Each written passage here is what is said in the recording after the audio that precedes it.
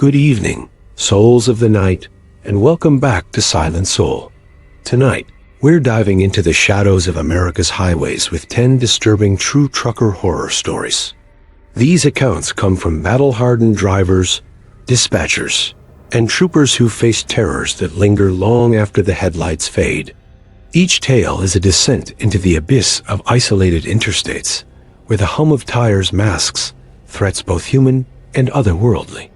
If you're new to Silent Soul, hit that subscribe button for weekly true horror that claws at your psyche.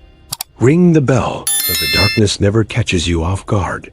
Now, buckle up as we roll into the haunted heart of the trucking world, where every mile marker hides a nightmare, and the road itself might be the end.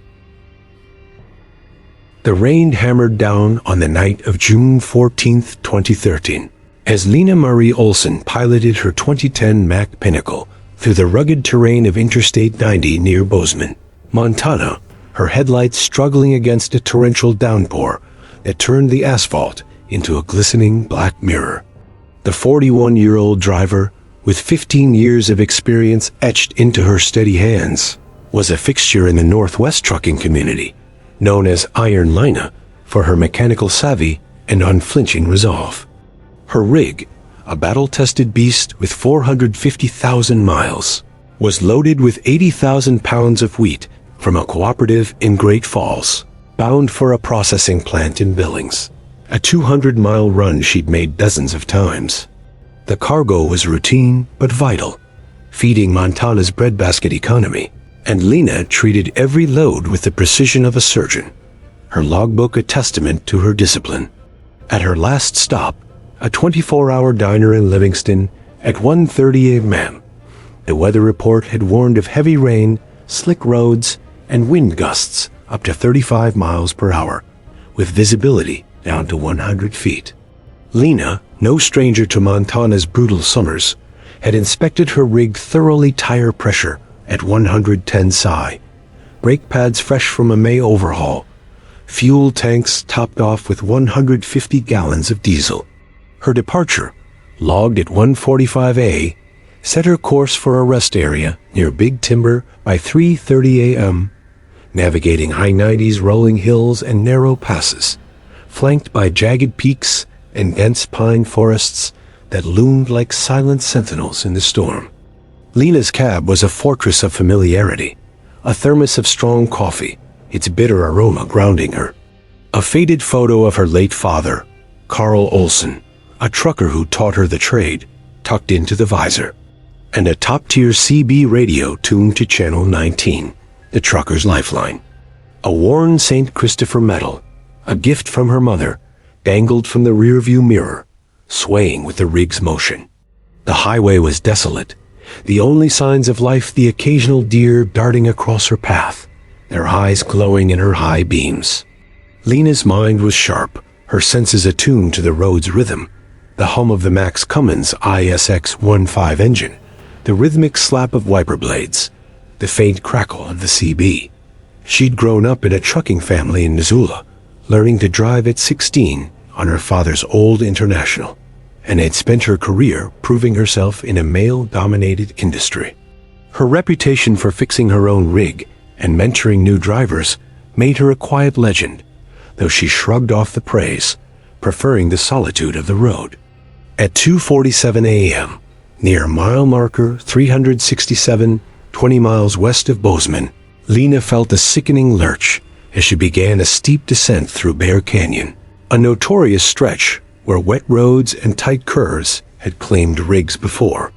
Her brakes, responsive at Livingston, were sluggish, the pedals sinking closer to the floor with each press, offering only a faint resistance. Her heart rate spiked, years of experience screaming that this was no ordinary failure. She downshifted to fourth gear, using the engine to slow the 80,000-pound momentum, but the descent was relentless, the rain-slick asphalt offering little grip. The trailer swayed, the grain load shifting with a low groan, threatening to jackknife as she navigated a hairpin curve. The guardrail on her right was a flimsy barrier against a 200-foot drop into a ravine, its rocks jagged in her headlight's beam. "Come on, baby, "Hold it together," Lena muttered, her voice steady despite the adrenaline flooding her system. Her hands, calloused from years of wrench turning and wheel gripping, held the steering wheel with iron focus. The speedometer crept to 45 miles per hour, too fast for the curve, and Lena's mind raced through options. The next runaway ramp was at mile marker 368, a gravel lifeline for rigs with failed brakes, but reaching it meant surviving another mile of descent. She eased off the throttle, letting the engine brake do its work, and activated her hazard lights, praying no one was behind her. Her CB crackled, but no drivers responded. Bear Canyon was a lonely stretch, and the storm had likely kept others off the road. At 2:50 a.m., the ramp's reflective sign appeared through the rain, and Lena aimed for it, guiding the Mack onto the gravel with a bone-rattling crunch. The rig slowed, the trailer settling with a shudder, as she cut the engine, her breath coming in sharp gasps. The rain pounded the cab, a relentless drumbeat as the reality hit. She'd nearly gone over the edge. Lena sat for a moment, her pulse hammering, the St. Christopher medal still swaying. She grabbed her flashlight and CB mic, radioing her dispatcher. Brakes failed on I-90, mile 368. "I'm safe on the runaway ramp, but something's wrong with the rig." Her voice was calm, but her mind churned brake failure. This sudden wasn't mechanical wear. It felt deliberate. She pulled on her Carhartt jacket, the rain soaking her instantly, and stepped into the storm, her boots sinking into the muddy gravel. The flashlight's beam cut through the downpour as she inspected the trailer's undercarriage. Her trained eye, honed from years of fixing her own rig, caught it. The brake lines on the rear axle were severed, clean cuts glistening in the light, not frayed or rusted, but sliced with precision. Her stomach dropped. She checked the fuel system, finding the injectors tampered with, tiny scratches around the fittings suggesting a tool's work. This was no accident, she whispered, scanning the darkness. The forested hills were silent, the rain muffling any sound of an intruder, but the hairs on her neck stood up, her instincts screaming that she wasn't alone. Lena returned to the cab, locking the doors, her hands trembling as she gripped her cell phone. One bar of signal flickered, enough to call the Montana Highway Patrol at 302A. "This is Lena Olson, mile 368 on I-90, she reported, her voice steady despite the dread. "My brakes were cut, deliberate sabotage. I'm safe but need assistance." The dispatcher promised a trooper within 30 minutes, but the wait felt endless, the rain a curtain, isolating her from the world. She tried the CB again, hailing any drivers, but only static answered, the storm's interference thick. Her dashcam, mounted above the windshield, was still running, its red light a faint comfort. Lena's mind raced. Sabotage meant intent, someone who knew her route, her rig, her habits. She'd faced harassment before, the usual jeers from male drivers who thought women didn't belong on the road, but this was different. Calculated, personal, deadly. Trooper Emily Carter arrived at 3:25 a.m., her patrol SUV's lights cutting through the deluge. A 10-year veteran with a no-nonsense demeanor, Carter was familiar with I-90's hazards, but took Lena's report seriously. "Sabotage isn't common, but it's not unheard of," she said, her flashlight illuminating the severed brake lines. "These cuts are clean, precise, like someone with training." She secured the scene, calling for a tow truck and a forensic mechanic from Bozeman. Lena showed her the fuel injectors, the scratches around the fittings confirming Carter's suspicion. "Whoever did this wanted you to crash," Carter said grimly, her radio crackling with static as she requested backup. Lena handed over her dashcam, hoping it caught something, anything, to explain the violation of her rig.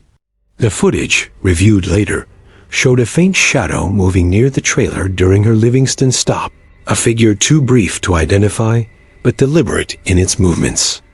The forensic mechanic, Tom Hargrove, arrived at 4:10 a.m., a grizzled 20-year veteran of rig repairs. He confirmed the sabotage. Brake lines sliced with a high-grade cutting tool, likely a bolt cutter or industrial shears, and fuel injectors loosened to reduce engine power. A subtle but dangerous tweak. This wasn't random, Hargrove said, wiping rain from his face. Someone knew exactly where to hit and how to make it look like a failure. Lena's mind flashed to her stop in Livingston, the diner's crowded lot, her rig parked at the edge, no one nearby when she'd done her walk-around. Had someone slipped in during her 20-minute coffee break? The thought chilled her more than the rain. Detective Robert Hayes, a 12-year veteran with the Montana Highway Patrol, took lead on the investigation, dubbed the I-90 saboteur case. A methodical investigator with a reputation for cracking tough cases, Hayes met Lena at the Bozeman Patrol office at 6 a.m., her rig towed to a secure lot for evidence processing. Lena, exhausted but resolute, recounted every detail. The brake failure, the tampered injectors, the eerie sense of being watched. Hayes' team linked her incident to 4 similar reports since March 2013, all targeting female drivers on I-90 and I-15. 2 had resulted in crashes. 1 driver hospitalized with a broken leg, another with concussion, but no fatalities yet. The pattern was clear. Clean cuts to brake lines, tampered fuel systems, and rest stops as the point of attack. Hayes suspected a single perpetrator, someone with mechanical expertise and access to driver schedules. The investigation zeroed in on Tara Lynn Voss, a 38-year-old former mechanic fired from a Bozeman repair shop in January 2013 for stealing parts. Voss had a history of disputes with female drivers, documented in shop logs where she called them unfit for the job. Hayes' team searched Voss's apartment on June 16th, finding a cache of tools, bolt cutters, a hacksaw, and a set of precision wrenches matching the scratches on Lena's injectors. A journal detailed her grudges, naming Lena, among others, as outsiders who'd taken her place. Maps of I-90 rest stops and driver schedules, likely stolen from her former employer, were tucked in a drawer. Voss, arrested at a Butte motel on June 17th, confessed under pressure, admitting to targeting 5 female drivers out of revenge for her firing, which she blamed on a female supervisor. She'd trailed Lena to Livingston, slipping under the trailer during her diner stop, her tools concealed in a backpack. Convicted in November 2013 of sabotage and attempted manslaughter, Voss was sentenced to 18 years in Montana State Prison. Lena's dashcam footage, analyzed by forensic techs, showed Voss's shadow, her hoodie obscuring her face, but her movements unmistakable. The CB recordings captured faint background noises, tools clinking, a muffled curse timed with her Livingston stop. The case shook the trucking community, exposing vulnerabilities in rest stop security. The Montana Department of Transportation mandated pre-trip inspections at way stations, and the American Trucking Associations funded tamper detection training, emphasizing female driver safety. Lena, hailed as a hero for her quick thinking, received a safety award from the Montana Trucking Association in December 2013. A fund, named the Olson Safety Fund, was established to support drivers affected by sabotage, covering repairs, counseling, and security upgrades. A sign was erected at the Bear Canyon runaway ramp in honor of Lena Olson's vigilance. 2013. Drive safe. Lena returned to driving in August 2013, but carried a lockbox of tools, checking her rig obsessively before every run. She mentored female drivers, teaching them to spot tampering, her voice steady but her eyes haunted. The stretch of I-90 became a cautionary tale, a reminder that danger could lurk not just in the elements, but in human hands. Voss's conviction brought closure, but Lena never forgot the rain-soaked night when her rig, her home on the road, turned against her. The thunderstorm raged on the night of April 22, 2019, as Theo James Carter piloted his 2015 Kenworth T680 through the humid, rain-soaked stretches of Interstate 75 near Valdosta, Georgia, his headlights struggling against the deluge that turned the highway into a shimmering black river. The 46-year-old driver, with 20 years of experience etched into his weathered hands, was a mainstay in the Southeast trucking community, known for his calm under pressure and a knack for navigating the region's unpredictable weather, hurricanes, flash floods, and tornadoes that could turn a routine run into a fight for survival. His rig, a meticulously maintained machine with 400,000 miles, was loaded with crates of fresh peaches and tomatoes from a family farm in Tifton, bound for a supermarket chain in Jacksonville, Florida, a 150-mile sprint that demanded speed to keep the produce fresh. The cargo was modest in value, but critical, feeding families across the coast, and Theo treated every load with the same care, his logbook a testament to his precision, each entry penned in neat, deliberate script. At his last stop, the Peach Blossom truck stop in Adel, at 11:30 p.m., Theo had lingered just long enough to refuel, check his tire pressure, 105 psi all around, and grab a sweet tea, his go-to for night runs. The weather report on the diner's TV warned of a severe thunderstorm rolling in from the Gulf, with 40 miles per hour wind gusts, flash flood risks, and visibility down to 150 feet. Lightning cracked the sky as Theo performed his walk-around, ensuring the trailer's straps were tight and the refrigeration unit humming at 38 degrees.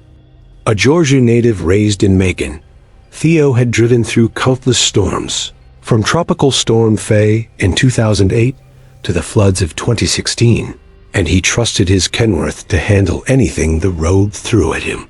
He logged his departure at 11:45 p.m., aiming for a rest area near Lake Park by 2 a.m. A quick stop to stretch his legs before the final push to Jacksonville. Interstate 75, a bustling corridor through pine forests, swampy lowlands, and sleepy towns, was nearly deserted, the storm having driven most traffic cars, trucks, even RVs off the road. The only signs of life were the occasional semi in the distance, their taillights swallowed by the rain, and the eerie glow of lightning illuminating the horizon. Theo's cab was a haven of familiarity, a rolling home that reflected his life on the road.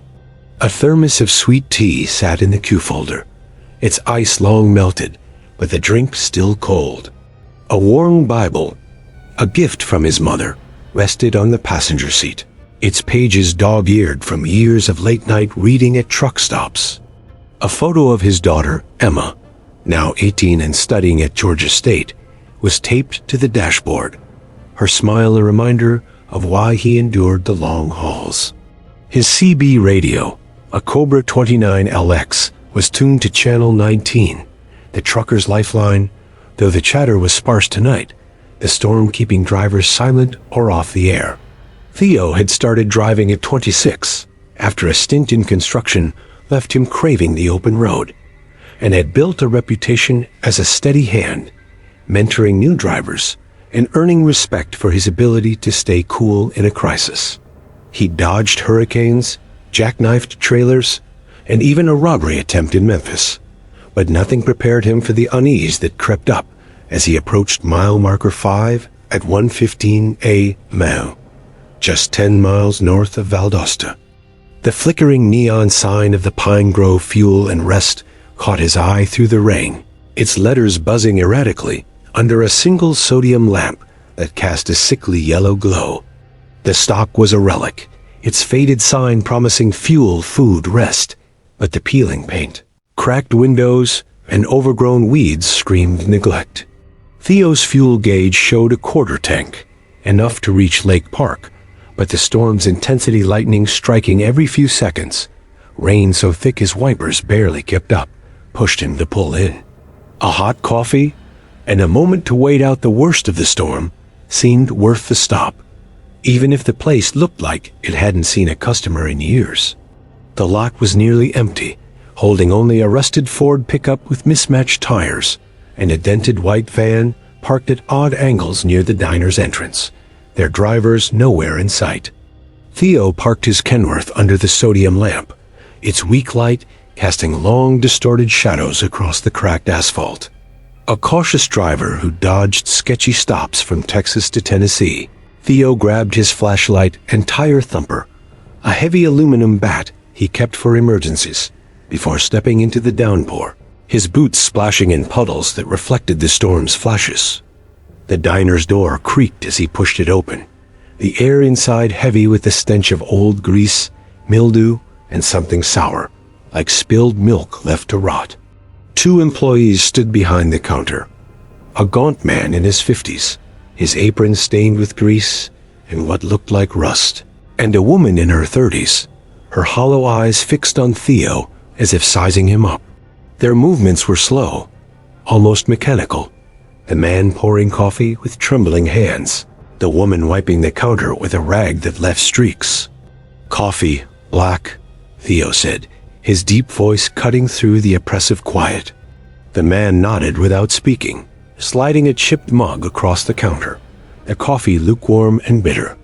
Theo scanned the room.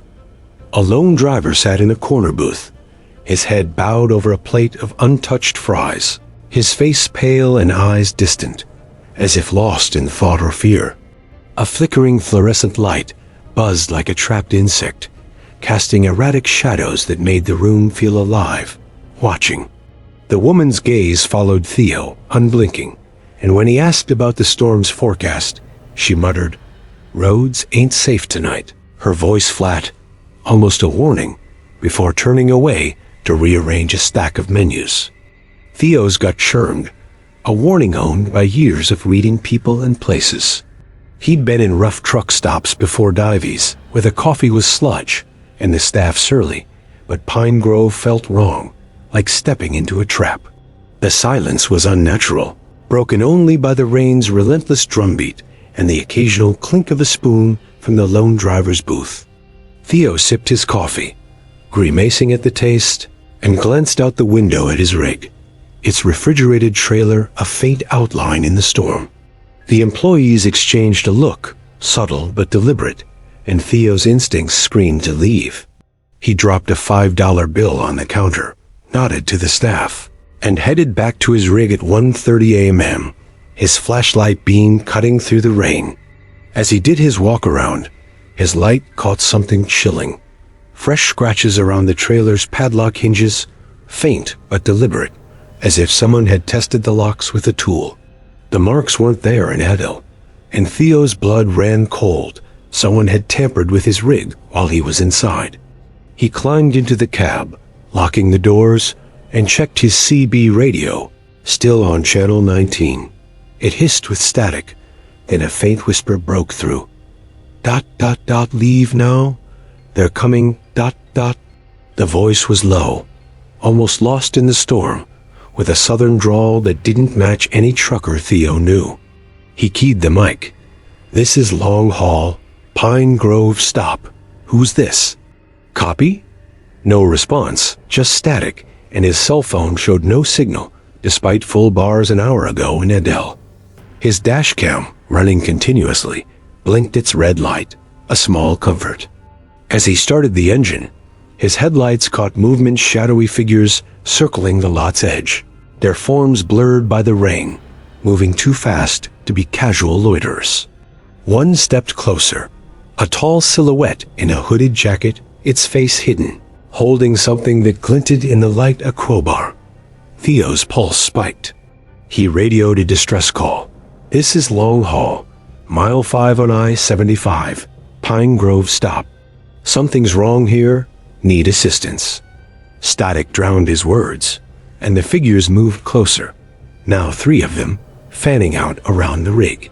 Theo floored the Kenworth, the engine roaring as he swerved around the rusted pickup and van, which had pulled forward to block the lot's exit. The trailer fishtailed on the wet pavement, the produce crates shifting with a thud, but Theo kept control, his years of experience guiding his hands. The hooded figure banged the crowbar against the trailer's door, the clang echoing in the cab, but Theo didn't stop. Hitting I-75 south at 60 miles per hour, the storm's fury matching his adrenaline. At mile marker 3, he spotted the flashing lights of a Georgia State Patrol car parked on the shoulder.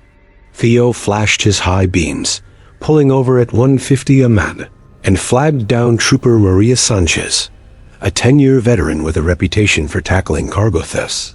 Soaked and shaken, Theo recounted the eerie diner, the scratched locks, the shadowy figures, and the blocked exit. Sanchez's radio crackled with static, mirroring Theo's CB issues, and her expression hardened. "Pine Grove's been on our radar," she said, her voice low. "We've had theft reports their cargo, cash, even rigs gone missing. You're lucky you got out." Sanchez called for backup, and at 2:30 a.m., she led a raid on Pine Grove with 3 other troopers, their SUVs converging on the lot. They arrested 8 suspects, including the gaunt man and hollow-eyed woman from the diner, who turned out to be part of a theft ring that had operated the stop as a front for 2 years. The ring, led by a career criminal named Victor Reese, had stolen $3 million in cargo electronics, produce, even fuel-targeting drivers who stopped alone at night. The rusted pickup and dented van were stolen, used to stage ambushes, and the diner's basement held a cache of crowbars, bolt cutters, and stolen goods.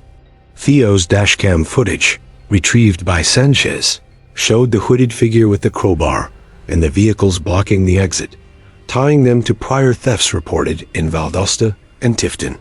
The CB Whisper, analyzed later, was untraceable, its source unknown, but locals tied it to a darker history. In the 1980s, 3 truckers were murdered at Pine Grove, their bodies found in the nearby swamp, victims of a robbery spree that was never fully solved. Drivers since reported ghostly warnings, whispers, shadows urging them to flee the stop. Detective Carlos Rivera, a 12-year veteran with the Georgia State Patrol, took lead on the investigation, dubbed the Pine Grove Heist. His team uncovered the ring's operations. Reese's crew used the diner as a base, posing as staff to scout lone drivers, tampering with rigs to force breakdowns, and striking on back roads. The scratches on Theo's trailer matched tools found in the basement, and fingerprints linked the suspects to 12 thefts across South Georgia. Rivera's interviews with locals revealed Pine Grove's haunted reputation drivers avoided it, claiming apparitions of the murdered truckers appeared in storms, their voices warning of danger. Theo's CB recording, analyzed by forensic techs, captured the whisper, "Leave now." "They're coming," in a voice that didn't match any suspect, deepening the mystery. The case broke in July 2019, with Reese and 7 others convicted of theft, conspiracy, and attempted robbery, sentenced to 10 to 15 years each. Pine Grove was shut down, its sign bulldozed, the lot left to the weeds. The Georgia Department of Transportation increased patrols on I-75, and the American Trucking Associations funded rest stop safety audits. A memorial was erected near mile marker 5 for the lost of Pine Grove, 1980s. Drive safe. Theo, hailed as a hero for his quick escape, led safety workshops, warning drivers of shady stops and urging dashcam use. The whisper on his CB lingered, a haunting reminder of the night he trusted a ghostly warning. Sightings at the site persisted, with 2 drivers reporting shadows in 2020, always in storms, always urging them to leave. Theo returned to driving, but avoided I-75 at night, the memory of Pine Grove's shadows etched in his mind. He kept his daughter's photo close, a reminder to stay vigilant, and shared his story at trucker meetups, his voice steady but his eyes distant. The stop became a legend, a place where the past and present collided, warning drivers that some dangers were human and others defied explanation. In the early morning hours of January 17, 2006, long-haul trucker Carla Renee Davis was navigating the treacherous curves of Interstate 70 through Glenwood Canyon, Colorado, her 2002 Freightliner Cascadia slicing through a blizzard that had reduced visibility to a mere 50 feet.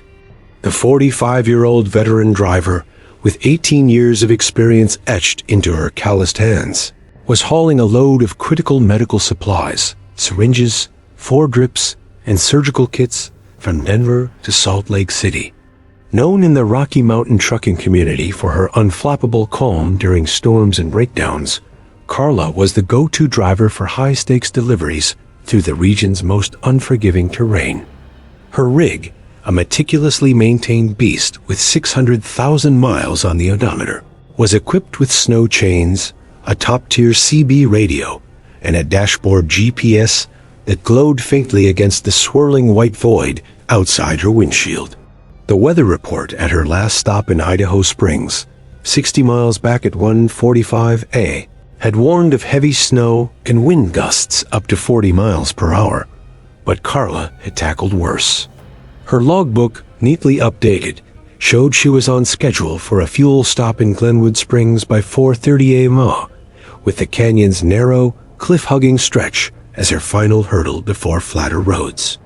At 3:12 a.m., 28 miles west of Eagle, near mile marker 119, Carla's CB radio crackled to life with a sound that wasn't traffic chatter or static.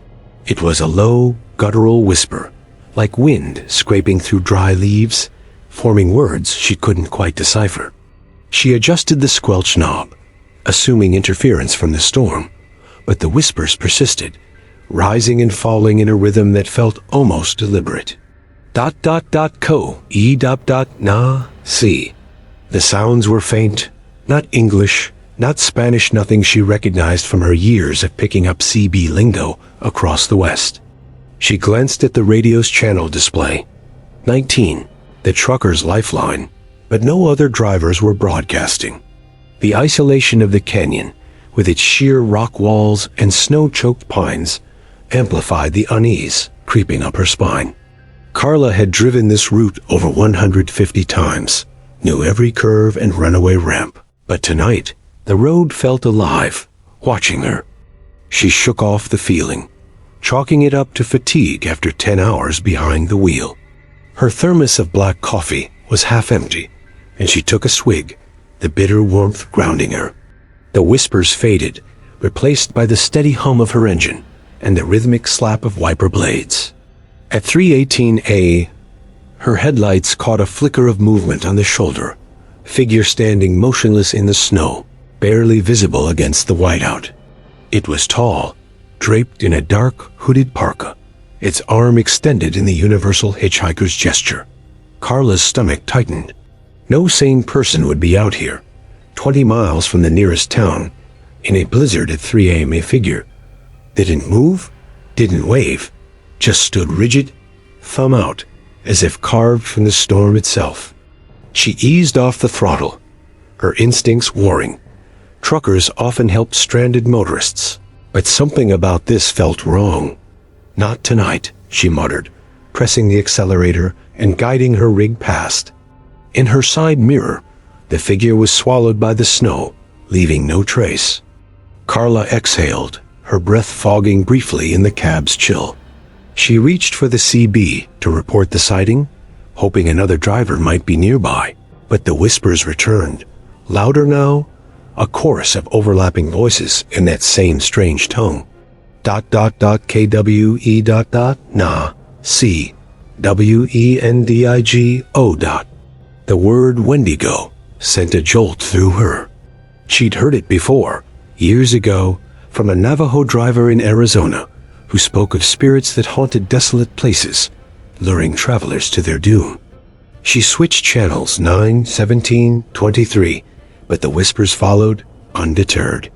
Her dashboard lights flickered, the GPS screen glitching into a mess of static lines before rebooting. The truck's engine, a reliable Cummins ISX-15, didn't falter, but the electrical anomalies unnerved her. She checked her mirrors again, half expecting the figure to reappear, but the road behind was empty, a tunnel of snow and darkness. 5 miles later, at 3:24 a.m., her headlights caught the same figure again, standing on the shoulder at mile marker 124, thumb extended. Identical in every detail, dark parka, rigid stance, no face visible beneath the hood. Carla's heart pounded. Impossible, she whispered.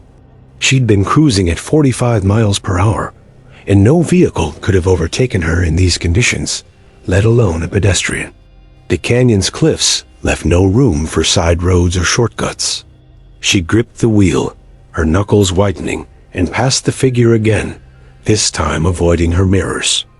The CB erupted into a high-pitched wail, the whispers now a cacophony of screams that made her ears ring. She slammed the radio off, but the sound persisted, echoing in her head like a physical force. The temperature in the cab dropped sharply, her breath visible despite the heater blasting it full. Carla's training kicked in. She focused on the road, keeping her speed steady to avoid skidding on the icy asphalt. The canyon's walls loomed closer, the snow piling higher, narrowing her world to the beam of her headlights.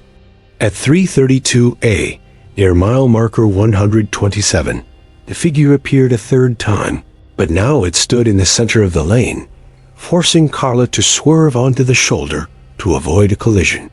Her trailer fishtailed slightly before she corrected, her heart hammering as she caught a glimpse of the figure in her passenger side mirror. Up close, the parka was tattered, its fabric frayed and stained, and beneath the hood, she saw no face, just a void of shadow where eyes should have been, two black pits that seemed to pull at her soul. The truck's electrical system went haywire. Headlights dimmed, dashboard gauges spun wildly, and the GPS emitted a low, distorted moan before shutting off entirely. The engine, miraculously, kept running, its steady roar her only anchor. "I'm not stopping," Carla growled, her voice trembling but defiant. She downshifted, pushing the rig to 50 miles per hour, reckless for the conditions, but driven by a primal need to escape. The whispers faded, then surged back, now chanting her name. Carla. Carla. Come back. She slammed her fist against the dashboard, willing the voices to stop. At 3:45 a.m., she spotted the distant glow of another truck's headlights approaching from the opposite direction. Relief flooded her. She flashed her high beams in a distress signal, slowing her rig to a crawl.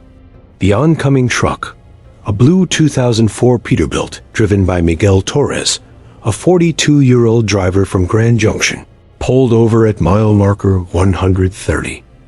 Carla parked behind him, her hands shaking as she grabbed her flashlight and climbed out into the storm. Torres, a burly man with a weathered face, met her halfway, his own flashlight cutting through the snow. "You okay, Mom?" he called, his voice nearly lost in the wind. Carla, bundled in her Carhartt jacket, recounted the sightings and the whispers, her words tumbling out in a rush. Torres's eyes narrowed. "I heard it too," he admitted. "Started about 10 minutes ago on my CB. Weird voices, not English. Thought it was static, but it said Wendigo clear as day." He gestured toward the canyon's edge. "Then I saw something up on that ridge, standing still, watching me. Didn't look right." Together, they scanned the darkness, their beams catching nothing but snow and rock. The whispers had stopped, but the air felt heavy, oppressive, as if the canyon itself was holding its breath. At 4:02 A, Carla and Torres reached the Glenwood Springs truck stop, a neon-lit oasis at the canyon's end. They used the payphone to call the Colorado State Police, reporting the incidents. Trooper Sarah Linden, a 10-year veteran with a no-nonsense demeanor, arrived at 4:35 a.m. with a K-9 unit. Carla and Torres led her to the stretch between mile markers 119 and 130, but the blizzard had erased any tracks. Linden's radio crackled with static as they searched, mirroring the interference Carla had experienced. "We've had reports like this before," Linden admitted, her face grim. 7 drivers in the past 3 months, same stretch, same figure, same weird radio stuff. No evidence, no footprints, no nothing. The investigation deepened under Detective James Carver, a 15-year veteran with experience in unexplained phenomena cases. Carver's team uncovered a chilling pattern. The sightings aligned with a 1973 avalanche near mile marker 120 that had buried a group of 10 skiers. Their bodies never fully recovered. Local Ute tribal elders, consulted by Carver, spoke of a sacred pass cursed by a Wendigo, a malevolent spirit tied to starvation and betrayal from the avalanche's aftermath, when survivors reportedly resorted to cannibalism. The elders warned that the spirit targeted lone travelers, luring them into the snow with whispers and apparitions. Historical records confirmed 3 similar trucker reports in the 1980s, all describing a hooded figure and electrical malfunctions. Carla's dashcam, retrieved by Carver's team, showed fleeting glimpses of the figure, its form distorted by snow, but unmistakably humanoid, with no visible face. The CB recordings, analyzed by tech specialists, contained fragments of the whispers, identified as a mix of Ute and Algonquian dialects, words like "qui" hello and "si" follow, forming a haunting invitation. The case, dubbed the Whispering Pass phenomenon, was classified as unexplained by March 2006. The Colorado Department of Transportation installed emergency call boxes every 3 miles and increased lighting along the canyon. State police began nightly patrols, and the Ute tribe held a cleansing ceremony at mile marker 120, erecting a memorial plaque for the lost seers, in honor of those claimed by the pass. Travel with respect. Carla, shaken to her core, switched to day routes, unable to face Glenwood Canyon again. She shared her story at driver meetups, her voice steady, but her eyes distant, warning others to avoid stopping in the pass. Sightings continued, with 2 more drivers reporting the figure in 2007, always at night, always in storms. The trucking community established a safety protocol: travel in convoys through the canyon during winter, and report any CB anomalies immediately. The American Trucking Associations funded a study on electromagnetic interference in the area, finding unusual magnetic spikes near mile marker 119, unexplained by geology.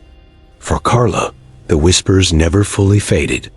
She kept her CB off for months, haunted by the memory of those black, empty eyes.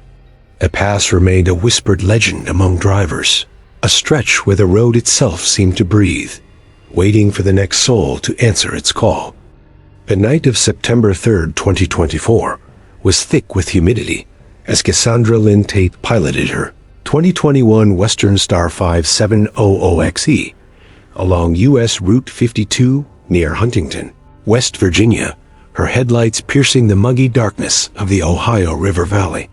The 38-year-old driver, with 14 years of experience, was a respected name among Appalachian truckers, known for her fearless navigation of the region's narrow, twisting roads and her uncanny ability to spot trouble, whether a washed-out shoulder or a shady way station, before it became a problem. Her rig, a polished machine with 270,000 miles, carried 75,000 pounds of engine components, crankshafts, pistons, and fuel injectors. From a factory in Charleston to a distribution center in Cincinnati, Ohio.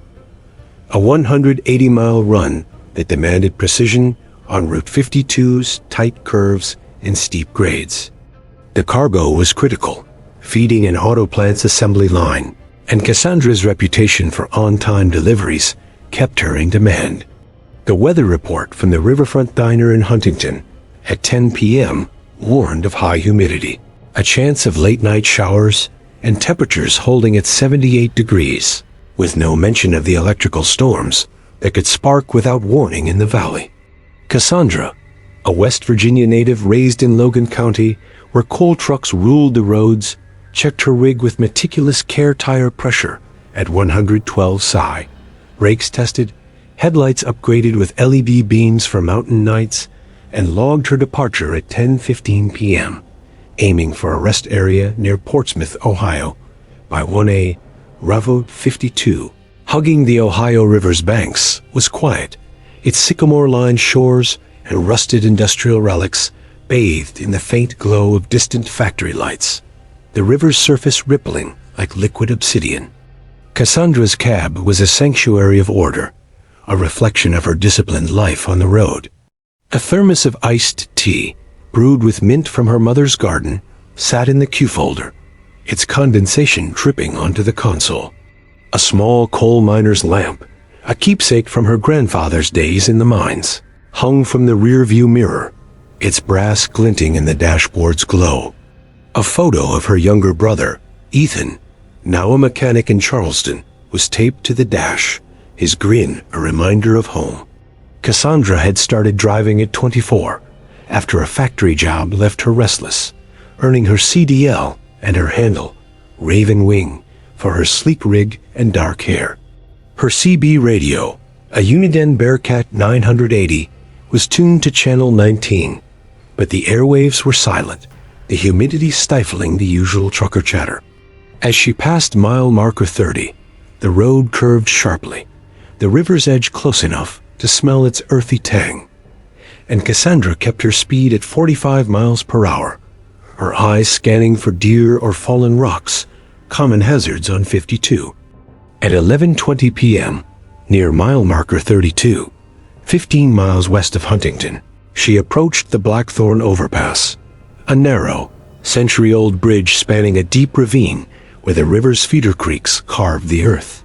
The overpass was infamous, nicknamed the Devil's Overpass, for its grim history, 13 crashes since 1995 fatal, blamed on its tight curve, rusted latticework, and dim lighting that barely pierced the valley's gloom. As Cassandra slowed to 40 miles per hour, her headlights caught a strange flicker on the bridge's railing, like sparks from a welder's torch, though no construction was scheduled. The flickers moved, forming brief, jagged patterns, and Cassandra squinted, her pulse quickening. Her CB radio emitted a low hum, not static, but a steady drone, like a tuning fork struck underwater, vibrating through the cab's steel frame. Her dashboard GPS, a Garmin Diesel 780, flickered, displaying a warning in red text. Hazard ahead, Blackthorn Overpass. Cassandra frowned. She'd driven this route dozens of times, and no such warning was programmed. She radioed, "This is Raven Wing, Route 52, mile 32. Anyone got eyes on Blackthorn? Something's off." No response came, only the drone, now louder, resonating in her chest like a second heartbeat. At 11:25 p.m., as she entered the overpass, the sparks intensified, coalescing into letters spelling "Turn back" in fleeting bursts along the railing, each word glowing for a second before fading. Cassandra's breath caught, her hands tightening on the wheel, her navy tattoo, Raven on her forearm, flexing with the strain. She'd heard trucker tales of haunted bridges, whispered in diners over greasy fries, but dismissed them as folklore born of long hauls. Yet the air grew heavy, her cabs struggling to push out cool air, and a faint smell of charred metal filled the space, like a burnt-out engine or molten steel. Her headlights dimmed, casting the bridge in a sickly yellow glow, and her rear-view mirrors showed a shadow moving behind her trailer, humanoid but wrong, its limbs too long, its head featureless except for two glowing white points, like searchlights piercing the night. "What the hell?" Cassandra muttered, her voice steady but her heart racing. She accelerated to 45 miles per hour, the overpass's narrow lane leaving no margin for error. The ravines drop a black void below, but the shadow kept pace, darting between the latticework, silent yet oppressive, its presence a weight on her rig. At 11:30 p.m., the CB drone shifted, forming words. ... You can't cross. It's claimed ... The voice was deep, resonant, like a bell tolling underground, and Cassandra's skin crawled, goosebumps rising despite the humid night. She keyed the mic. "This is Raven Wing, mile 33, Blackthorn Overpass. Who's on this channel? Identify." No answer, just the drone, now pulsing in time with the shadow's movements in her mirrors. Her trailer shuddered, as if something heavy had climbed aboard, though the load was secure in Charleston, strapped tight by her own hands. The GPS warning flashed red. "Leave now." And her engine sputtered, the tachometer spiking to 3,000 RPM despite steady fuel flow. Cassandra glanced at her mirrors. The shadow was closer, now clinging to the trailer's rear door, its glowing points fixed on her cab, unblinking, predatory. She floored the Western Star, pushing 50 miles per hour, dangerous on the bridge's curve where the railing groaned under decades of strain. But the shadow didn't fade, its presence a drag on the rig as if pulling it toward the ravine. At 11:35 p.m., Cassandra spotted another truck's headlights approaching from the west, a beacon through the humid haze. "Raven Wing to any driver. Route 52, mile 34. I need backup," she radioed, her voice steady but urgent. A response crackled through. "Copy, Raven Wing. This is Iron Wolf, mile 36. Stay on my tail to Portsmouth. Don't stop." Iron Wolf, driven by 50-year-old Hank Grayson, a grizzled driver known for his reliability, slowed his Kenworth to let Cassandra catch up. The sparks on the railing faded, the CB drone quieted to a faint hum, and the shadow vanished as she cleared the overpass, her GPS resetting to Cincinnati. Her trailer stopped shuddering, but the smell of charred metal lingered, and her fuel gauge showed a quarter tank, impossible after a full fill in Huntington. At 12:05 May, they pulled into the Portsmouth Travel Plaza, a neon-lit hub with 40 rigs parked, a 24-hour diner buzzing with drivers, and security cameras sweeping the lot. Cassandra parked beside Hank's rig, her hands trembling as she cut the engine, the adrenaline crash hitting hard. Cassandra checked her trailer. The engine components were intact, but the rear door bore faint scorch marks, like claw prints seared into the metal, each mark precise, as if etched by a blowtorch. Her fuel tank, verified full in Huntington, was inexplicably low, and the cab's interior smelled faintly of ash, despite no fire. Hank, a burly man with a salt and pepper beard, met her at the lot, his eyes narrowing as she recounted the sparks, the shadow, and the CB voice. "Blackthorn's bad news," he said, lighting a cigarette. "My dad hauled coal here in the 80s, said the bridge was cursed. Workers died building it, and drivers see things lights, shadows worse." Cassandra called the West Virginia State Police at 12:15 a.m., her voice steady, but her hands clutching her thermos. "This is Cassandra Tate, Route 52, Portsmouth Travel Plaza. Something happened on Blackthorn Overpass, Sparks. A shadow, my rig's acting up." Trooper Emily Vance arrived at 12:40 a.m., an 11-year veteran with a sharp mind and a reputation for tackling Route 52's strange cases. Cassandra described the sparking letters, the shadow's glowing points, and the CB voice, her words precise despite the lingering fear. Vance's team searched the overpass at 1, amid no signs of welding, vandalism, or electrical faults, but Cassandra's dashcam captured the turned-back sparks and the shadow's distorted form, its glowing points clear in the footage. The CB audio, analyzed later, contained the voice, "You can't cross." It's claimed in a tone unmatched to any known frequency. Vance's expression darkened. "Blackthorn's got a history," she said. 18 drivers reported similar incidents since 1995 lights, forming words, shadows with eyes, engine failures. Locals tie it to a 1923 construction worker, Amos Reed, who fell into the ravine during the bridge's build. They say his spirit claims the overpass, stopping anyone who crosses at night. Detective Samuel Holt, a 13-year veteran with a knack for historical investigations, took lead on the case dubbed the Devil's Overpass. A meticulous investigator with a background in engineering, Holt met Cassandra at the Portsmouth station at 1:30 a.m., reviewing the dashcam frame by frame. The sparking letters defied explanation. No chemical residue or electrical source was found, and the shadow's form matched descriptions from prior reports. Always humanoid, always with glowing white points. Holt's files revealed 18 sightings since 1995, all on Blackthorn at night, with drivers reporting CB voices, engine issues, and trailer damage. Historical records tied the bridge to Amos Reed's 1923 death, a 30-year-old worker whose body was never recovered. His last words a curse on the bridge for its shoddy construction. Local Appalachian lore spoke of a guardian spirit bound to the overpass, protecting the ravine from intruders. The case spread through trucking forums, Cassandra's footage shared widely, sparking debates about ghosts versus electromagnetic interference from the valley's power lines.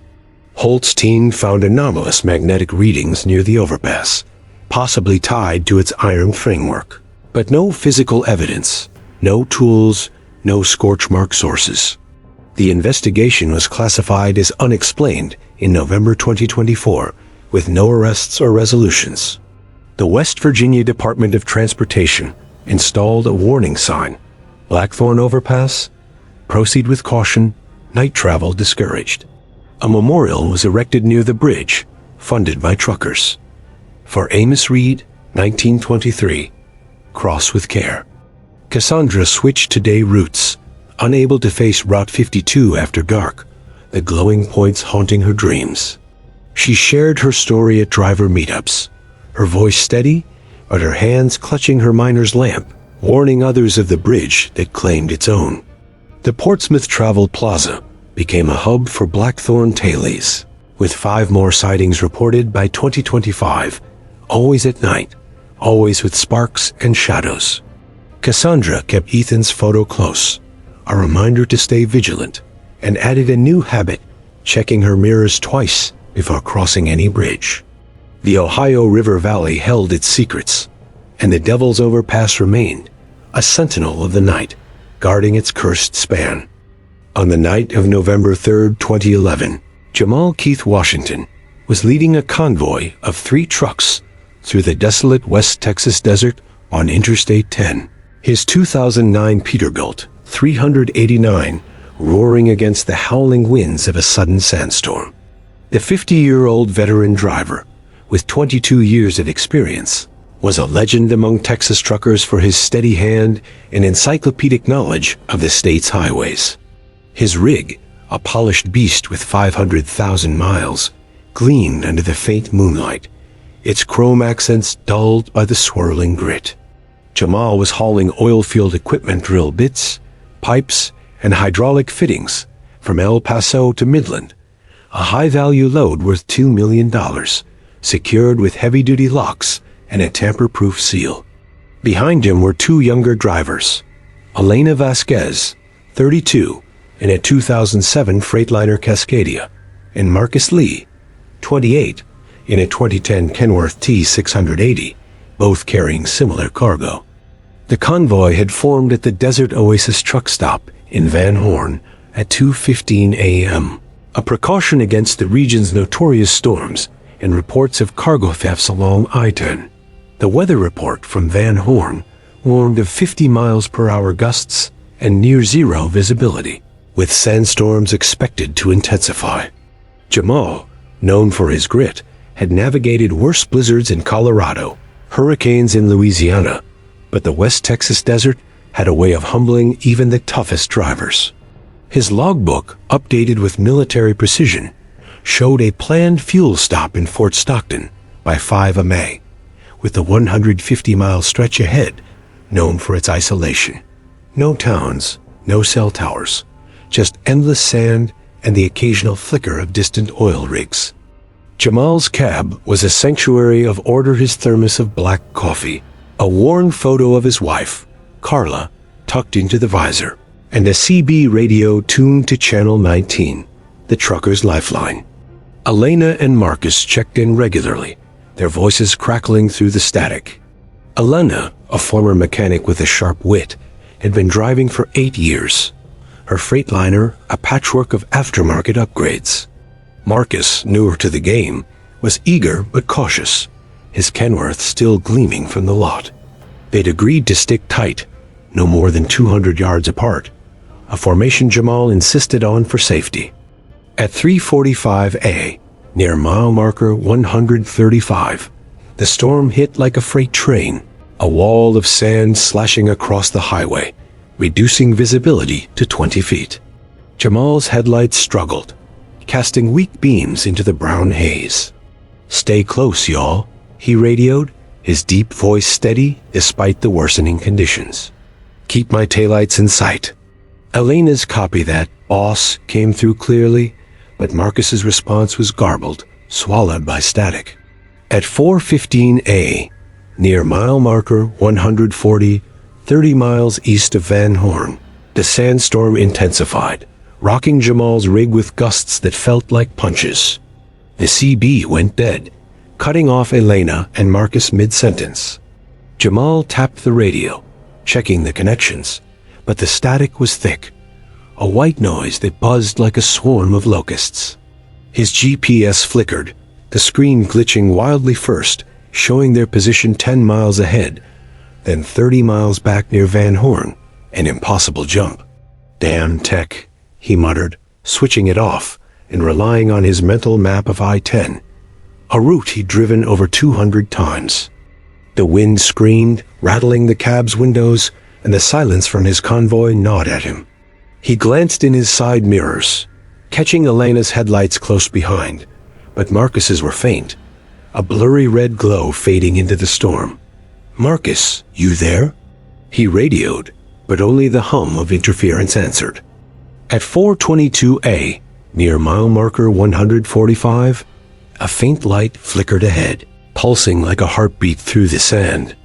Jamal squinted, assuming it was a stranded motorist's flare or a highway marker, but it moved darting left, then right, always just beyond his headlights' reach. It wasn't a vehicle. No engine noise, no tire tracks. "You see that?" he radioed, his voice tight. Elena's reply was faint, crackling through the static. "Light? Leading us ... double quotes." Marcus didn't respond. Jamal's instincts, honed by decades of dodging jackknife trailers and black ice, screamed trap. He'd heard stories of bandits using lights to lure trucks off highways, but this felt different, too deliberate, too unnatural. The GPS rebooted on its own, now showing a destination 30 miles north. Desert Star Fuel, County Road 47. Jamal knew that station abandoned since a 1967 fire, a relic of a failed oil boom. No driver in their right mind would route there, especially in a storm. The light grew brighter, hypnotic, pulling Jamal's gaze. Against his better judgment, he eased off the throttle, the convoy slowing as the light veered off I-10 onto a narrow county road. "Stay on the highway," he told himself, but the light's pull was relentless, like a voice in his head urging him forward. Elena's headlights followed, her rig close behind, but Marcus's were gone, swallowed by the storm. At 4:30 a.m., the convoy was fully off I-10, bouncing along the rutted, unpaved County Road 47, the sandstorm muffling the world. Jamal's suspension groaned, the trailer swaying as the terrain grew rougher. Alana's voice crackled over the CB. "Jamal, this ain't right. Where's Marcus?" Before he could answer, the light stopped, hovering over a derelict gas station at 4:42 a.m. The rusted sign read Desert Star Fuel, Est, 1955, its letters barely legible through the sand. The station's windows were shattered, the pumps corroded, surrounded by dunes that seemed to shift in the wind. Jamal slammed on his brakes, Helena pulling up beside him, her Freightliner's engine idling hard. The light vanished, and the storm seemed to pause, the air heavy with an unnatural stillness. They stepped out, flashlights cutting through the dust, their boots crunching on gravel. "Marcus!" Jamal shouted, his voice echoing off the station's decayed walls. No tire tracks, no skid marks, nothing to indicate Marcus's 80,000-pound Kenworth had ever been there. Elena, her face pale, pointed to the pumps. "Look," she whispered. Shadowy figures circled the station's perimeter, humanoid but wrong, their edges blurring like heat mirages. One stood near a pump, its head tilted at an impossible angle, limbs too long, eyes glinting like oil slicks. Jamal, a pragmatist who laughed off ghost stories, felt his heart hammer. He gripped his tire thumper, a heavy steel bar, and stepped forward, but the figures dissolved into the sand, leaving only a faint hum in the air. Elana's rig showed signs of tampering frost on the mirrors, despite the 70-degree desert night and her GPS frozen on Desert Star fuel. Jamal's cab was colder, ice forming on the windshield, his CB emitting a low drone. Stay ... You're home ... The voice wasn't Marcus's, wasn't human, it was deep, guttural, layered with whispers. They retreated to Jamal's cab, locking the doors, their breath visible in the frigid air. Using a satellite phone, the only device untouched by the interference, Jamal called the Texas Rangers at 4:55 a.m., reporting Marcus's disappearance and the eerie phenomena. "We're at Desert Star, mile 145 off I-10, he said, his voice steady but strained.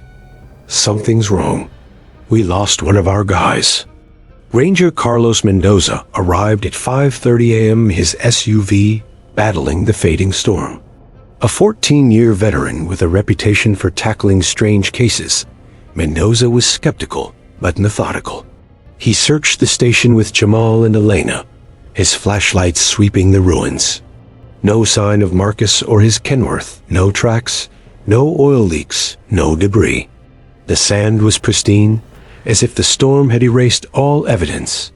Mendoza's radio crackled with static, mirroring the CB interference. "This place gives me the creeps," he admitted, noting the frost on Elena's rig. He called in a K-9 unit and a helicopter, but the search yielded nothing. The station, abandoned after a 1967 fire that killed 3 workers, was tied to a darker history. A 1960s cult, the Order of the Star, had vanished there in 1969, 15 members disappearing after a ritual gone wrong. Locals called it a cursed patch, avoided by ranchers and truckers alike. Detective Maria Salazar, a 10-year veteran with the Texas Department of Public Safety, took lead on the investigation, dubbed the Vanishing Convoy Case. Her team uncovered 5 similar incidents since 2005, along I-10 between Van Horn and Fort Stockton. Trucks disappearing in storms, drivers reporting strange lights and shadowy figures, no trace ever found.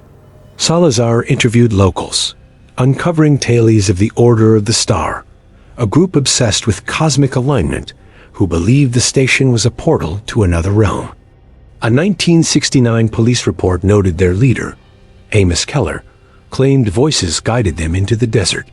Salazar's team found no physical evidence at Desert Star, but Jamal's dashcam captured fleeting images of the light and a blurred figure, its form dissolving into static. The case went cold by December 2011. Marcus Lee, his Kenworth, and $2 million in cargo were declared missing, presumed lost. Elena, shaken, took a desk job with her company, unable to face I-10 again. Jamal testified at a DPS inquiry, pushing for mandatory convoy protocols and storm-resistant GPS systems. The Texas Department of Transportation installed warning signs at mile marker 145. Caution: severe storms, travel in groups. A memorial marker was erected at Desert Star Fuel in 2012, funded by the trucking community. For Marcus Lee and the lost 2011. Drive safe. Jamal retired in 2012, haunted by the figures and the voice on the CB. He led safety seminars, warning of desert traps that claimed more than cargo. Sightings of lights persisted, with 3 more drivers reporting them by 2013. The American Trucking Associations funded a study on electromagnetic anomalies near the station, finding unexplained spikes possibly tied to the area's geology or something older. For Jamal, the desert never let go. He kept Marcus's logbook, found in the sand near the station, its last entry at 4:10 a.m., light ahead, following. The stretch of I-10 remained a whispered legend, a place where the desert swallowed the unwary and the stars watched in silence. The wind howled across the high desert of Nevada on the moonless night of October 15th, 2021, as Javier Luis Morales piloted his 2016 International ProStar along Interstate 80 near Winnemucca, his headlights cutting a narrow path through the inky blackness. The 43-year-old driver, with 17 years of experience, was a respected figure in the Western trucking community, known for his meticulous log-keeping, calm demeanor, and a quiet faith that steadied him on the loneliest routes. His rig, a rugged machine with 350,000 miles, was a second home, its cab adorned with a rosary dangling from the rearview mirror, a photo of his wife, Elena, and their 2 sons taped to the dashboard, and a thermos of strong coffee laced with chili powder, a trick from his abuela to stay alert. The load he carried was unusual sealed crates marked fragile medical equipment from a nondescript warehouse in Reno, destined for a research facility in Salt Lake City, Utah. The manifest was vague, listing only the weight, 60,000 pounds, and a strict 6 a.m. delivery deadline, with no details on contents, a red flag for Javier, but not uncommon for high-security shipments.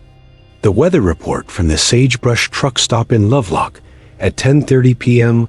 warned of 30 miles per hour wind gusts, temperatures dropping to 28 degrees, and a chance of light snow flurries, conditions that could turn treacherous in the high desert.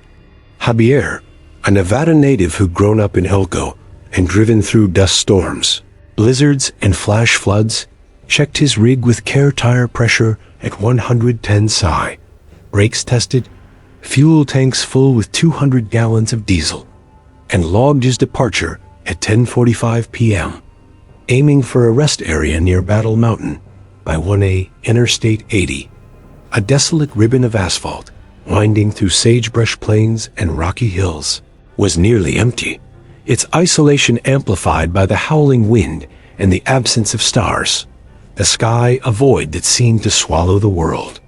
Javier's cab was a sanctuary of routine, the hum of the ProStar's Cummins X15 engine, a steady heartbeat, the faint glow of his dashboard gauges casting a soft light. A playlist of classic Mexican ballads, Vicente Fernandez and Juan Gabriel played low, a nod to his heritage, keeping him grounded on long hauls. He'd started driving at 26 after a stint in construction left him restless, and had built a reputation as a driver who could handle the West's toughest routes, Donner Pass in winter, the Mojave in summer, and the lonely stretches of I-80 where cell service was a myth. His handle, Desert Fox, reflected his knack for slipping through trouble, whether it was a storm or a way station with a picky inspector. As he passed mile marker 200, the wind rocked the rig, sending a shiver through the trailer, and Javier adjusted his grip on the wheel, his eyes scanning the road for jackrabbits or debris. The CB radio on Channel 19 was quiet, unusual for I-80, where truckers often swapped stories to pass the time. He'd heard the tailies' ghostly hitchhikers, phantom rigs, cursed cargoes, but dismissed them as campfire stories, his faith in logic and his rosary stronger than superstition. At 12:15 mi, near mile marker 205, 20 miles west of Winnemucca, the CB crackled with static, a faint hum that pulsed like a heartbeat, rising and falling in a rhythm that set Javier's nerves on edge. His dashboard lights flickered, the gauges twitching erratically, and the GPS screen glitched, displaying a destination 50 miles off route, Red Hollow, NV. Javier frowned, tapping the device, a Garmin Diesel 780, but it rebooted and flashed the same location. Red Hollow, 12 miles. A chill ran through him, not from the cold, but from the name. Red Hollow was a ghost town, an abandoned mining settlement shuttered since the 1940s after a catastrophic collapse. His father, a retired driver who'd hauled ore in the 80s, had warned him about it. Stay clear of Red Hollow, Mio. The desert don't let go of its dead. Javier reset the GPS, muttering, piece of junk. but the screen reverted, now showing a dirt road branching off I-80. His headlights caught something ahead, a faint red glow hovering over the highway, pulsing like a warning beacon, moving in sync with his rig, always 100 feet ahead. At 12:25 A, near mile marker 210, the glow intensified, coalescing into a shape that stopped Javier's breath. A humanoid figure, translucent and shimmering, standing dead center in the lane. It was tall, over 6 feet, draped in tattered work clothes, a miner's jacket and boots. Its face a blur of shadow, except for 2 glowing red eyes, like embers in a dead fire. Javier slammed on the brakes, his trailer skidding slightly on the dry asphalt, the rig stopping just short of the figure. It didn't move, just pointed west with a skeletal hand toward a dirt road marked by a faded, bullet-riddled sign. Red Hollow, 10 miles. Madre de Dios, Javier whispered, his hand clutching the rosary, its beads warm against his palm. The CB erupted with a voice, low and guttural, speaking in a language he didn't recognize, harsh, guttural syllables, almost a chant. Ka, W. Evadis. Porta, a parrot. His cell phone, full bars and lovelock, showed no signal, and the cab grew cold, frost creeping across the windshield, despite the heater blasting at 75 degrees. Javier's training kicked in, his mind racing through years of handling blowouts, black ice, and road raggers. He eased the rig forward, swerving around the figure, which dissolved into the wind like smoke, its red eyes lingering in his mirrors. His heart pounded, but he kept his speed steady at 55 miles per hour, determined to reach Winnemucca's lights, 15 miles away. At 12:30 a.m., the glow reappeared, now trailing his rig, weaving through the sagebrush like a will-o'-the-wisp, darting left and right, but always keeping pace. The CB chanted again, louder, more insistent. Porta, apiarit, bring it back. The words sent a shiver down his spine. Latin, he thought, from his Catholic school days, but twisted wrong. He switched to channel 9, then 23, but the voice followed, relentless, as if hardwired into the radio. The trailer groaned, a deep, metallic creak, as if the cargo had shifted, though Javier had secured the crates himself in Reno, triple-checking the straps. He glanced in his side mirrors, catching glimpses of the figure pacing him, always just out of clear view, its red eyes fixed on the trailer, unblinking, predatory. At 12:40 a.m., near mile marker 215, a rusted sign for Red Hollow appeared on the shoulder collar's right, its letters barely legible through the dust and time. Javier swore it wasn't there last month when he'd driven this route. The glow veered toward the dirt road, and his GPS locked onto it, ignoring his frantic attempts to reset it. The trailer groaned again, louder, and Javier's dashboard temperature gauge spiked, the engine running hot despite the cold night. Panic clawed at him, but he kept his foot steady, his eyes locked on the road. At 12:45 a.m., he spotted the taillights of another truck ahead, a lifeline in the darkness. This is Desert Fox, I-80, mile 215, need assistance. He radioed on channel 19, his voice shaking but clear. A response came through the static. Copy, Desert Fox. This is Blue Steel, mile 218. What's the trouble? The voice belonged to Clara Evans, a 52-year-old driver with a no-nonsense reputation, hauling cattle to Utah. Javier, fighting to keep his voice steady, described the glowing figure, the CB chants, and the trailer's groans. Stick with me to Winnemucca, Clara said, her tone calm but urgent. I've heard the Red Hollow stories. Don't stop for nothing. She slowed her rig, a 2013 Freightliner, letting Javier's ProStar catch up, and they formed a tight convoy, their headlights piercing the darkness. The glow faded, hovering at the edge of visibility, and the CB fell silent, the chants replaced by faint static. Javier's GPS reset to Salt Lake City, as if nothing had happened, but the frost on his windshield lingered, a thin sheen of ice that defied the desert's warmth. At 1:10 a.m., they pulled into the Winmucca Travel Plaza, a brightly lit hub with 40 rigs parked, a 24-hour diner, and a sense of safety that felt like a lifeline. Javier checked his trailer. The crates were intact, but the seals bore faint burn marks, as if scorched by an unseen flame, though the trailer's exterior was unmarked. Javier called the Nevada Highway Patrol at 1:20 a.m., his hands trembling as he reported the sightings, the CB interference, and the trailer's condition. Trooper Daniel Ortiz arrived at 1:45 a.m., a 12-year veteran with a weathered face and a reputation for handling I-80's oddities with a mix of skepticism and curiosity. Ortiz reviewed Javier's dashcam footage, which captured the glowing figure standing in the road, its form translucent but humanoid, the red eyes unmistakable. The burn marks on the seals were real, faint but precise, like a laser's touch. The CB audio, analyzed later, was distorted, the chants unintelligible, but Ortiz's expression darkened. "You're not the first," he said, his voice low. "We've had 10 reports like this since 2018, all near Red Hollow, all hauling sealed loads. Figures, lights, weird radio stuff, no evidence left behind." Ortiz shared a local legend.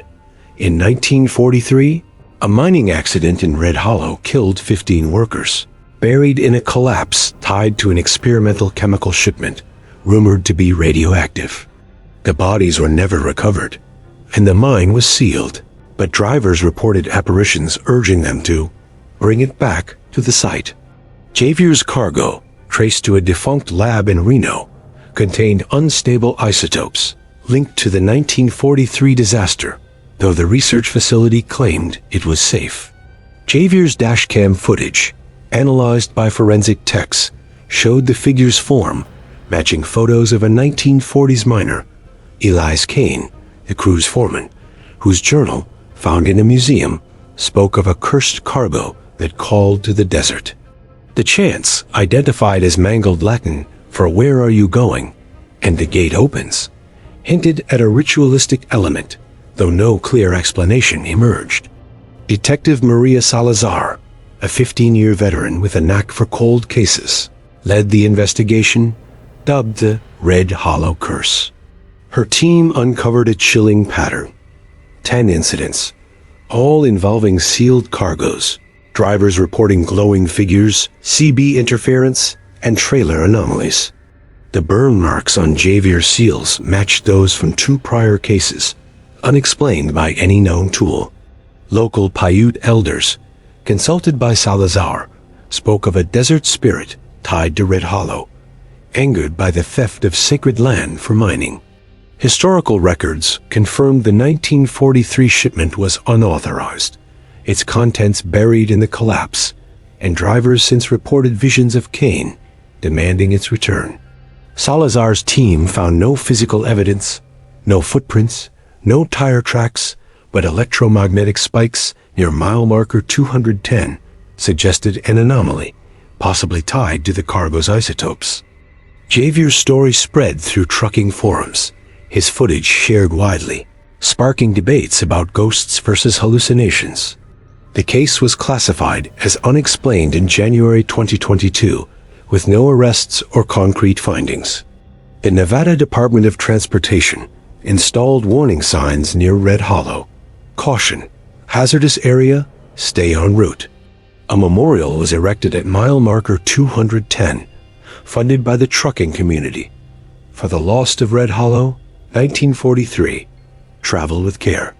Javier switched to day routes, unable to face I-80 at night, the red eyes haunting his dreams.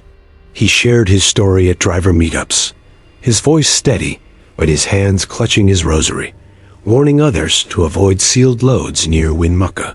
Sightings continued, with 3 more drivers reporting the glow in 2023, always at night, always near the cursed stretch. The Winmucca Travel Plaza became a safe haven, its diner a place where drivers swapped red hollow tailies. Javier's trailer was inspected in Salt Lake City. The crates were intact, but the isotopes showed abnormal decay rates, unexplained by science. He retired his ProStar in 2022, taking a job training new drivers, his faith shaken but intact. The desert, he said, held secrets no road could outrun, and the cargo's curse lingered, a warning whispered in the wind. On the crisp, clear night of March 10, 2010, Maria Elena Cortez was piloting her 2007 Volvo VNL along the desolate expanse of Interstate 80 near Sydney, Nebraska, hauling a high-value load of consumer electronics, flat-screen TVs, and laptops from a distribution center in Omaha to a retailer in Cheyenne, Wyoming. The 34-year-old driver, with 9 years of experience, was a respected figure in the Midwest trucking community, known for her sharp instincts and no-nonsense attitude. Her rig, a sleek machine with 350,000 miles, was equipped with a top-of-the-line CB radio, satellite GPS, and reinforced locks to secure the $1.2 million cargo. The weather was ideal 45 degrees, no wind, with a starlit sky stretching over the flat, endless plains. Maria had checked in with her dispatcher at 11:45 p.m. from a truck stop in Grand Island, confirming no issues and planning a fuel stop in Sydney by 2 a.m. Interstate 80, a vital artery through Nebraska's heartland, was quiet, its vast fields and distant farm lights offering little company at this hour. At 1:23 a.m., 15 miles east of Sydney, near mile marker 59, Maria's CB radio crackled to life on Channel 19, the trucker's go-to frequency. A voice, smooth and professional, broke through the static, identifying itself as Lone Wolf. "Evening, driver," the voice said, calm but oddly familiar, as if mimicking the cadence of a seasoned trucker. "You're Maria, right? Hauling that fancy tech out of Omaha?" Maria froze, her grip tightening on the wheel. She hadn't shared her name or load details on the open channel, a precaution drilled into her by years of solo runs. "Who's this?" she replied, keeping her tone steady. Lone Wolf chuckled, a low, unsettling sound. "Just a friend on the road. Saw your rig back in Grand Island. Nice Volvo. Bet that load's worth a pretty penny." Maria's instincts screamed danger. She scanned her mirrors, spotting a black pickup truck trailing her at a steady 300 yards, its headlights low and unblinking. She switched to Channel 9, the emergency frequency, but Lone Wolf's voice followed, now laced with menace. "Don't change channels, Maria. We're just talking. What's in those boxes, TVs? Laptops? Where you headed, Cheyenne?" Her pulse quickened. The voice knew too much. Her name, her cargo, her destination. She tried her cell phone, but the signal was dead, replaced by a faint hum of interference. "Leave me alone." She snapped into the CB, her voice firm despite the growing dread. Lone Wolf laughed again. "Pull over at the next exit, Maria. Let's have a chat." "You don't want trouble." The pickup closed the gap. Now 100 yards back, its dark silhouette stark against the moonlit road. Maria pushed her rig to 65 miles per hour, the speed limit's edge, hoping to reach the Sydney truck stop, a beacon of safety 12 miles away. At 1:35 a.m., near mile marker 62, the CB erupted with static, drowning out her attempts to hail other drivers. Lone Wolf's voice cut through, now cold and commanding. "Exit 66, Maria. Pull over or you'll regret it." Exit 66 was a remote ramp leading to a county road, unlit and far from any town. Maria's training kicked in. She knew isolated exits were prime spots for hijackings. She floored the accelerator, her Volvo roaring to 70 miles per hour, illegal but necessary. The pickup matched her speed, its headlights flaring in her mirrors. Her GPS flickered, displaying exit 66 as her destination despite no input. She slammed the device off, but the screen rebooted, stubbornly flashing the same exit. The CB grew louder, Lone Wolf's voice now a hiss. "You can't run, Maria. We know where you are." The "we" sent a chill down her spine. Was this a lone predator?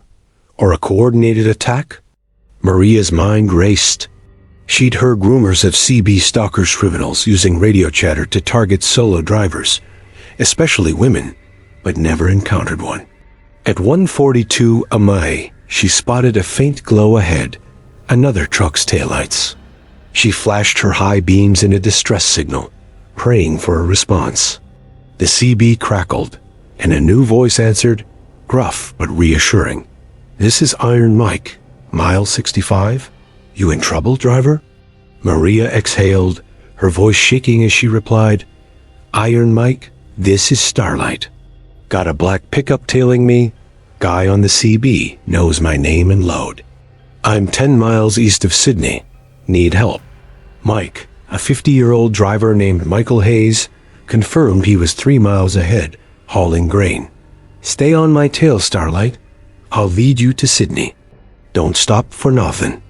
The pickup hesitated, falling back slightly as Maria closed the gap to Mike's rig, a 2003 Peterbilt. At 1:50 a.m, the pickup surged forward, pulling alongside Maria's trailer. She glimpsed the driver, a man in a dark hoodie, face shadowed, holding a handheld radio. Her cell phone, still useless, vibrated with a text from an unknown number. "Last chance. Maria, exit 66. She ignored it, staying locked on Mike's taillights. The pickup swerved closer, nearly clipping her trailer, then dropped back as Mike slowed to box it out. At 1:58 a.m, they reached the Sydney Travel Plaza, a bustling hub with 40 parking spaces, bright floodlights, and a 24-hour diner. Maria and Mike parked side by side, their rigs forming a barrier. The pickup lingered at the lot's edge, then peeled out onto I-80, vanishing west. Maria called the Nebraska State Patrol at 2:05 a.m. from the diner's payphone, her hands trembling as she recounted the pursuit. Trooper David Keller arrived at 2:20 a.m., a 15-year veteran with a reputation for cracking cargo theft cases. He took Maria's statement, noting the CB interference and precise details Lone Wolf knew. "This isn't random," Keller said, his jaw tight. "We've had 3 reports like this in 2 months. Solo drivers, mostly women, targeted on I-80. Same meow. CB threats, jammed signals, push to isolated exits."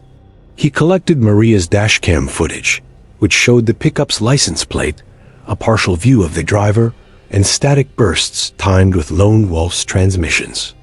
Detective Laver Simmons, a 12-year specialist in cybercrimes, led the investigation, dubbed the CB Stalker case.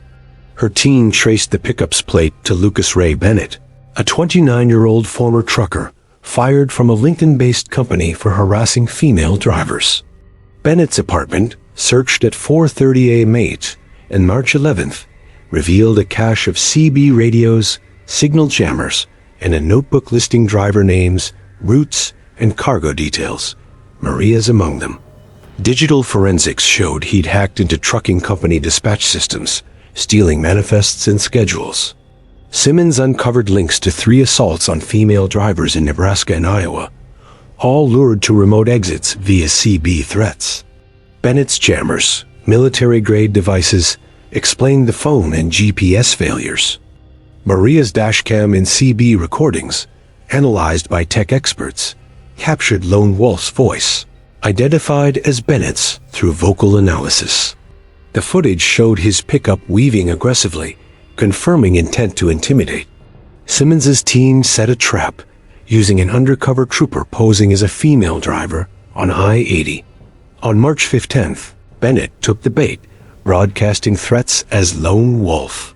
He was arrested at 3:17 a.m. near Ogallala, his truck loaded with jammers, a handgun, and stolen electronics from a prior heist. Charged with stalking, attempted robbery, and illegal use of radio equipment, Bennett pleaded guilty in October 2010, sentenced to 20 years in Nebraska State Penitentiary. The case spurred industry-wide changes. The Federal Communications Commission issued new CB security guidelines, and trucking companies adopted encrypted radios. The American Trucking Associations launched training on spotting social engineering tactics, emphasizing vigilance for female drivers. Maria, hailed as a hero, testified at safety hearings, advocating for real-time tracking systems. A victim fund, established in her name, supported drivers targeted by highway predators, funding counseling and security upgrades. The Sydney Travel Plaza installed advanced surveillance, and a plaque honored Maria's courage for those who face the shadows and keep rolling. Maria returned to driving, but avoided solo night runs, the memory of Lone Wolf's voice lingering like a ghost.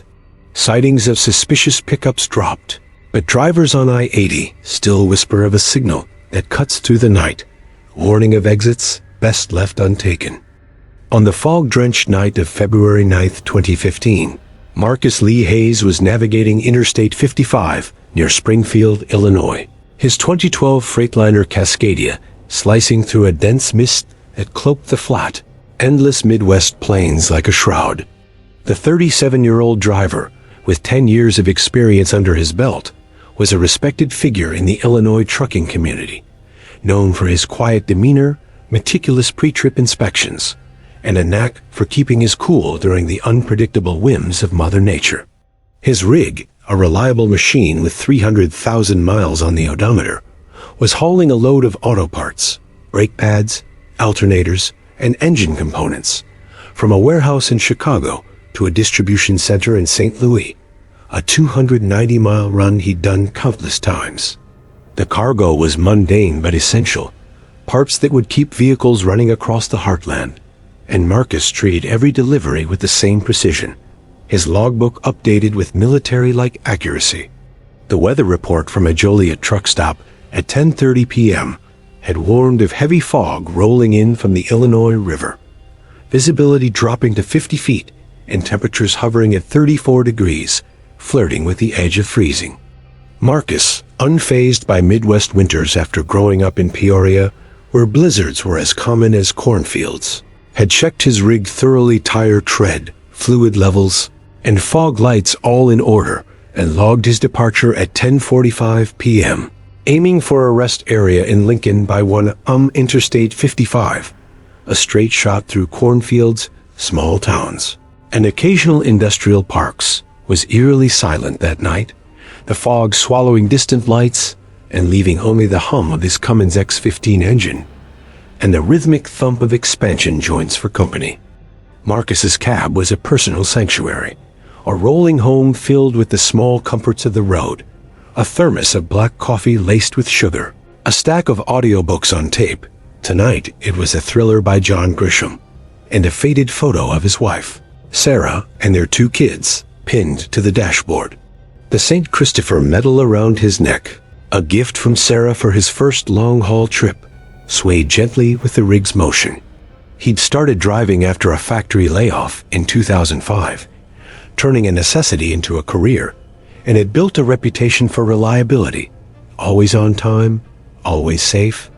The fog thickened as he passed mile marker 140, the world outside his windshield a gray void, his high beams reflecting back like a wall. He slowed to 50 miles per hour, below the limit but prudent, his eyes scanning for taillights or hazards. At midnight, near mile marker 133, 10 miles south of Springfield, his headlights caught the faint outline of a vehicle pacing him on the left lane. It was an old truck, a relic from the 1960s with rounded fenders, a boxy cab, and a long hood that screamed classic Mac B series. Its chrome was dulled by rust, its paint a faded red, and it held a steady 60 miles per hour, matching Marcus's speed perfectly. His radar detector, a trusty Escort Passport, showed no other vehicles in range, and the CB radio on channel 19 remained silent. No chatter from fellow drivers. Marcus squinted through the fog, catching a glimpse of the driver, a man in retro coveralls, his face shadowed under a flat cap, a pipe clenched in his teeth, gesturing with a gloved hand for Marcus to follow. The gesture was clear.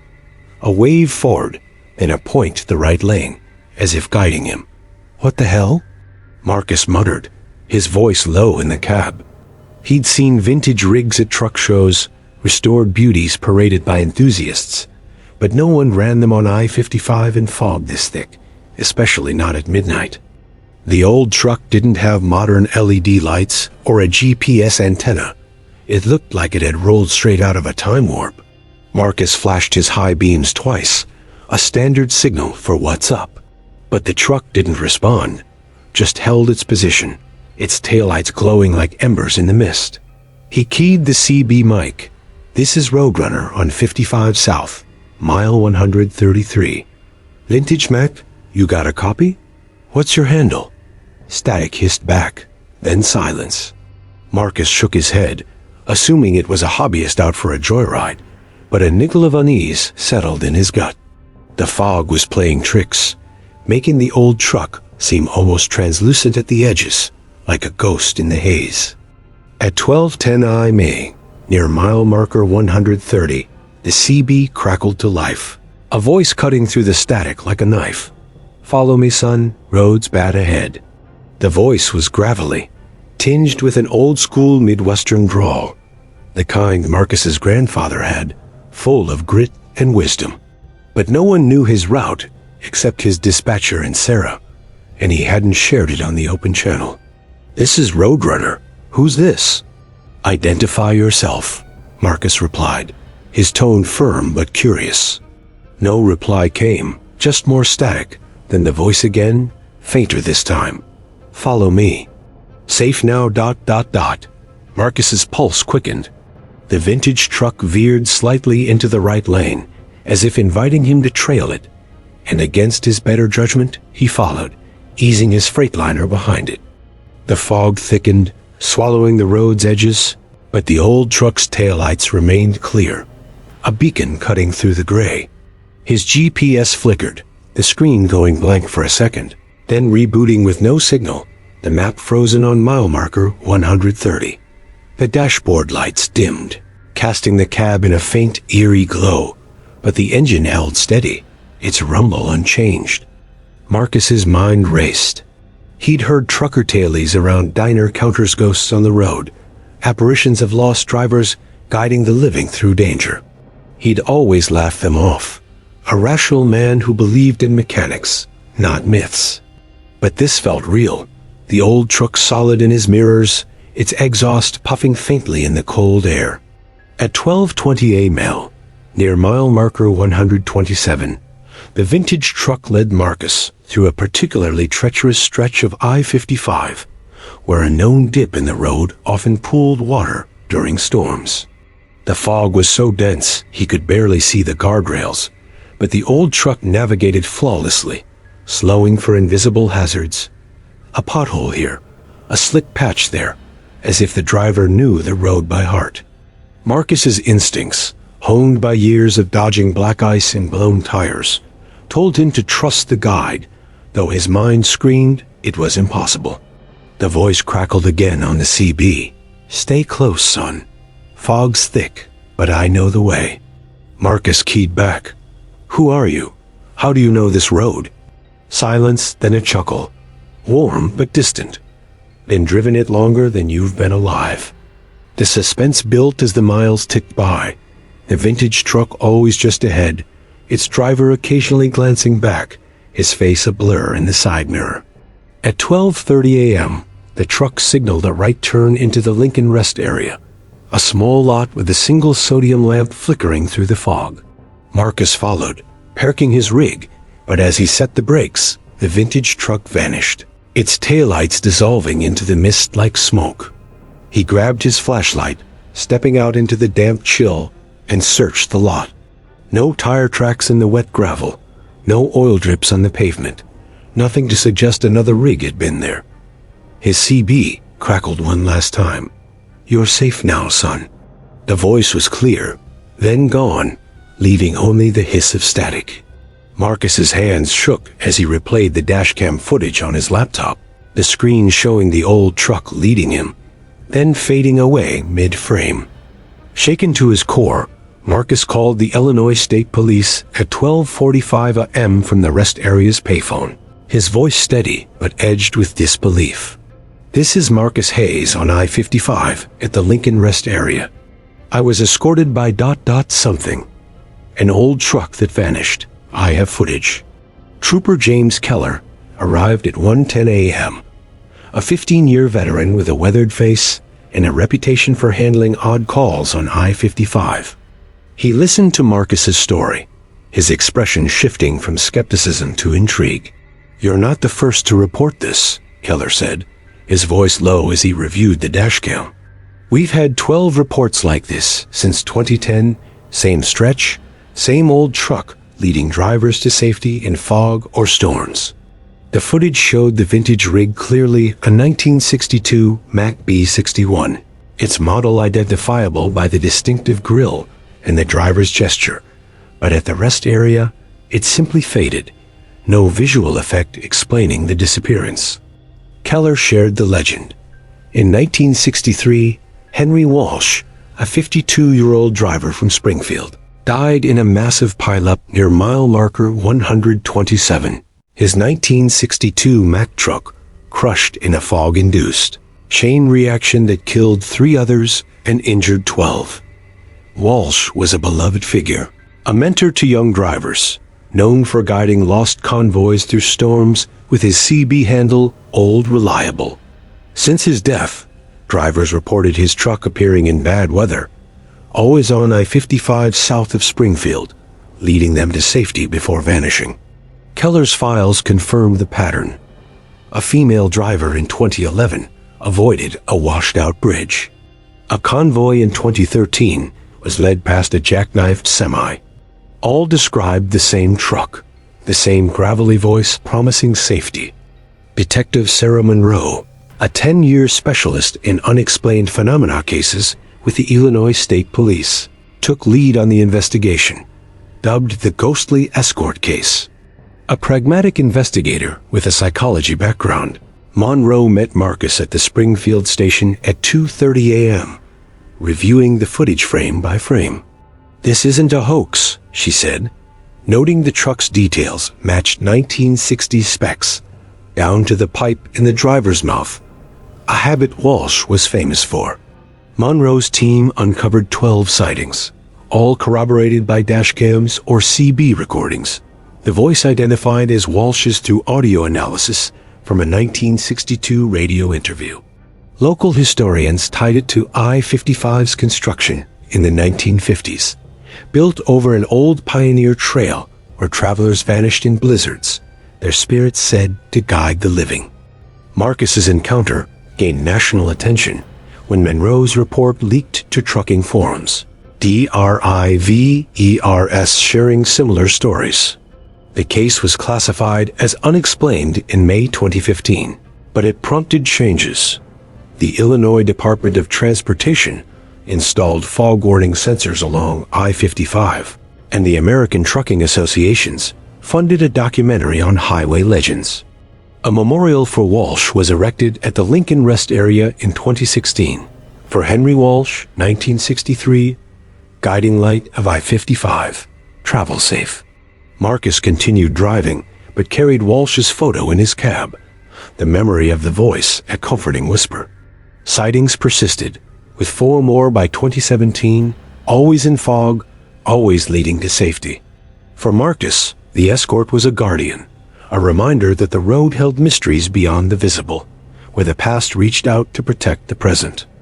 On the foggy evening of August 12, 2008, Ethan James Carter was hauling a load of lumber through the desolate stretches of Interstate 95 in Aroostook County, Maine, his 2005 Kenworth T600 cutting through the mist like a blade. The 39-year-old owner-operator, with 12 years of hard-earned experience, was known in the New England trucking community for his meticulous log-keeping and his knack for navigating the region's brutal winters and remote highways.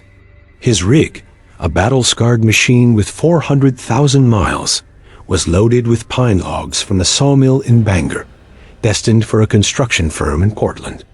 Ethan had picked up the load at 4:15 p.m., The manifest stamped and sealed, the trailer locked tight with a heavy-duty padlock.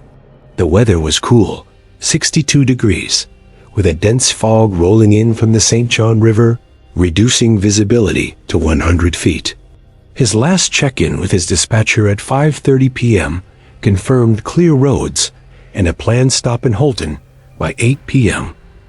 Interstate 95, a lonely ribbon of asphalt through Maine's northern wilderness, was eerily quiet, its vast potato fields and pine forests shrouded in gray.